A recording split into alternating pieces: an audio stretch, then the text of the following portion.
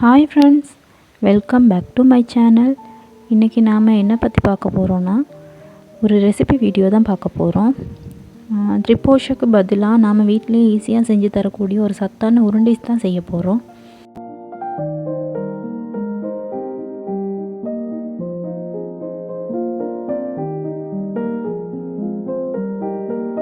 இந்த உருண்டை செய்கிறதுக்கு தேவையான பொருட்கள் என்னென்னு பார்த்தோன்னு சொன்னால், கவுப்பி வேணும். கவுப்பின்னு சொன்னால் இந்தியாவில் காராமணின்னு சொல்லுவாங்கன்னு நினைக்கிறேன்.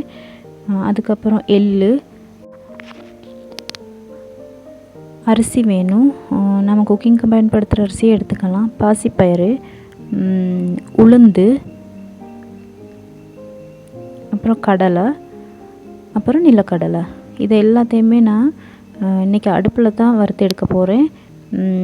அடுப்பு பற்ற வச்சு அடுப்பில் ஒரு கடாயை வச்சுக்கிட்டு அதில் ஒன்று ஒன்றா போட்டு வேறு வேறையாக வறுத்து எடுக்கணும். அப்போ தான் நமக்கு பதம் சரியாக வரும். இல்லாட்டா ஒன்று வறுப்பட்டு ஒன்று வறுப்படாமல் வரும்.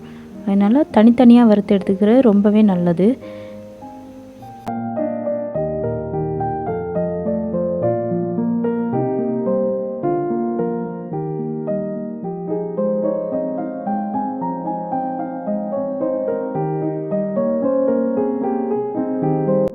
நான் எல்லாத்தையுமே வறுத்துட்டு ஒன்றா நல்லா கலந்து விட்டுறேன். ஏன்னா அரிசி அரைக்கும் போது ஒன்று அரைப்பட்டு ஒன்று அரைப்படாமல் அப்படி வர்றதுக்கு சான்ஸ் இருக்குது. அதனால் எல்லாத்தையுமே சேர்த்து ஒன்றா நல்லா கலந்து விட்டுட்டு நல்லா அரைச்சி எடுத்துக்கிறேன்.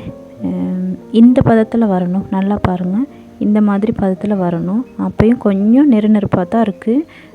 நான் என்ன செய்கிறேன், இதில் சல்லடை ஒன்று வச்சு சலித்து எடுத்துக்கிறேன்.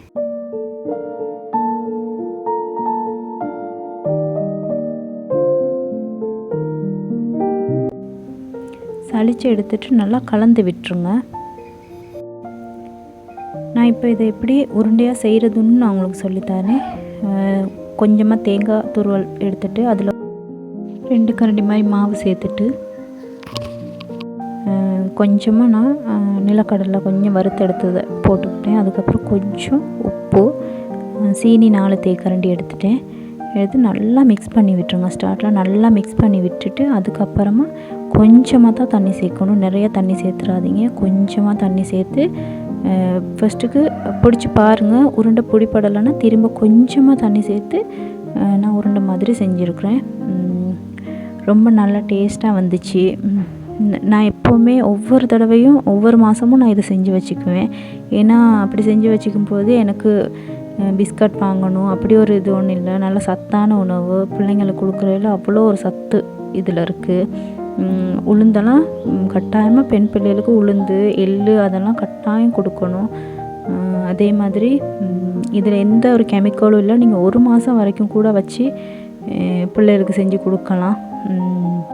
உங்களுக்கு பார்த்தாலே தெரியும், ரொம்ப சாஃப்டாக இருக்குது. நான் இதை காலையில் டீயோட எடுத்துப்பேன்.